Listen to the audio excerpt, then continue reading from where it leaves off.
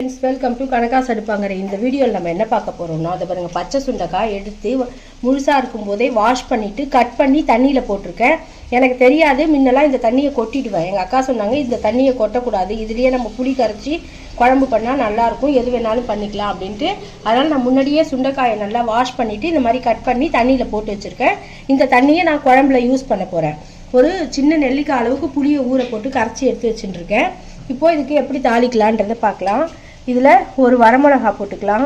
சாம்பார் தான் பண்ண போகிறேன் இன்றைக்கி. பருப்பு வேக வச்சுருக்கேன் ஒரு குழுக்கரண்டி. இப்போது இதில் 2 வரமிளகா போட்டுக்கலாம். கடுகு ஒரு ஸ்பூன், வெந்தயம் ஒரு பிஞ்சு போட்டுக்கலாம். போட்டுக்கிட்டு இது நல்லா வெடிக்கட்டும். இப்போ நம்ம கட் பண்ணி வச்சுருக்கிற சுண்டைக்காயும் கருவேப்பிலையும் அதில் சேர்த்துக்கலாம்.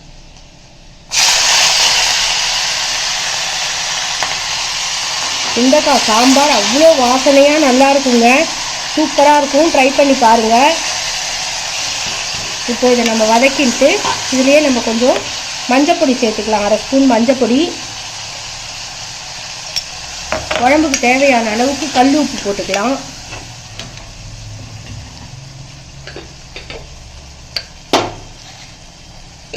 இந்த அளவுக்கு கல் உப்பு போட்டுக்கலாம். இது நல்லா வதங்கட்டும். இப்போ அதுலேயே நம்ம ஆற்றுல அரைச்ச சாம்பார் பொடி போட்டுக்கலாம். சாம்பார் பொடி ஒரு 3 ஸ்பூன் போட்டுக்கலாம். மேல் பொடி கொஞ்சம் போட போகிறேன், அதனால் சாம்பார் பொடி இது போட்டிருக்கேன். இப்போ இதெல்லாம் போட்டு நல்லா வதக்கிட்டு பெருங்காயம் போட்டுக்கலாம். இதில் கொஞ்சம் இப்போ இதில் ஒரு 1/2 ஸ்பூனுக்கு பெருங்காயம் போட்டுக்கலாம். பெருங்காயம் போட்டால் தான் வாசனையாக இருக்கும்.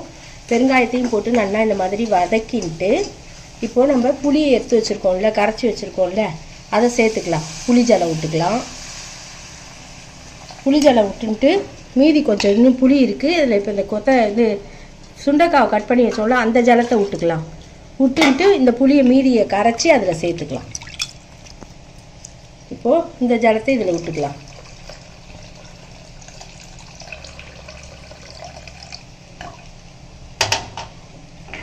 இப்போது இது நல்லா கொதிக்கட்டும். அதுக்கப்புறம் நம்ம பருப்பு சேர்க்கும் போது பார்க்கலாம். இது கொதிக்கட்டும். இப்போது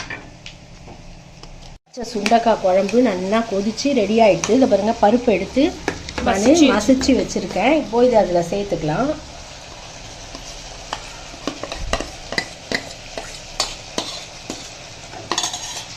இப்போ இதை நல்லா கலரி விட்டுக்கலாம். கலரி விட்டுன்ட்டு இது ஒரு கொதி வரட்டும். வந்ததுக்கப்புறம் ஒரு ஸ்பூன் மேல் பொடி போட்டுக்கலாம். நல்லா வாசனையாக இருக்கும். குழம்பு அரைச்சி விட்ட குழம்பு மாதிரியே நல்லாயிருக்கும். இப்போ இதை இந்த பாத்திரத்தில் கொஞ்சம் ஜலம் விட்டு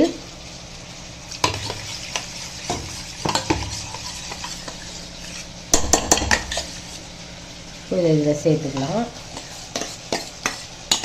இப்போ இது ஒரு கொதி வரட்டும். பருப்பு கொட்டி கொதிச்சதுனா தான் உங்களுக்கு வீணாக போகாமல் இருக்கும்.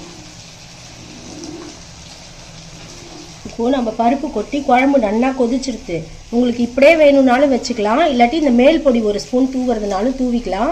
நான் இன்றைக்கி மேல் பொடி தூவுறேன். தூவிட்டு இதை பாருங்க, கொத்தமல்லி தழையை இந்த மாதிரி பொடி பொடியாக கட் பண்ணி இதில் போட்டோன்னா நல்ல வாசனையாக இருக்கும் இந்த குழம்பு. இந்த மாதிரி நிறையா கொத்தமல்லி தழை தூவினா தான் குழம்புக்கு சாம்பாருக்கெலாம் வாசனை.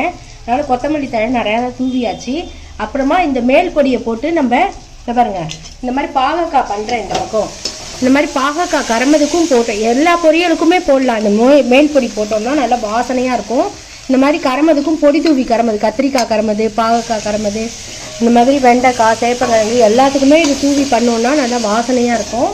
இதை மேல் பொடி பண்ணி வச்சுக்கிட்டோன்னா இந்த மாதிரி கரமது பொரியல்லாம் பாகக்காய்லாம் பண்ணால் நல்லாயிருக்கும்.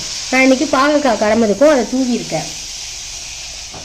பார்த்தீங்களா, நம்மளோட குழம்பு ரெடி ஆகிடுச்சு. இப்போது நம்ம நல்லா மேல் பொடி போட்டு நல்லா கொதிச்செடுத்து இப்போது நம்ம ஸ்டவ்வை சுவிட்ச் ஆஃப் பண்ணிக்கலாம். மேல் பொடி போட்டு இது வேலை தூவிக்கலாம். பார்த்தீங்களா, ரெடி ஆகிடுச்சு. இப்போ நம்ம ஸ்டவ்வை சுவிட்ச் ஆஃப் பண்ணிக்கலாம். மேல் பொடி போட்டு ரொம்ப நாளைக்கு கொதிக்க வேண்டாம். ஏன்னா அது ஆல்ரெடி நம்ம வறுத்து அரைச்சது தான், வாசனையாக இருக்கும். மேலாப்பில் தூவி ஆஃப் பண்ணோன்னா இந்த அளவுக்கு கொதிச்சா போதும். இப்போ நான் ஸ்டவ்வை சுவிட்ச் ஆஃப் பண்ணிக்கிறேன். இதை இப்போது பாத்திரத்தில் மாற்றிட்டு பார்க்கலாம். நம்மளோட சுண்டைக்காய் போட்டு சாம்பார் ரெடி ஆயிடுச்சு. நீங்களும் இந்த மாதிரி ட்ரை பண்ணி பார்த்தது இல்லைன்னா ட்ரை பண்ணி பார்த்துட்டு எப்படி இருக்குன்னு கமெண்ட் சொல்லுங்கள். தேங்க்ஸ் ஃபார் வாட்சிங். Bye friends.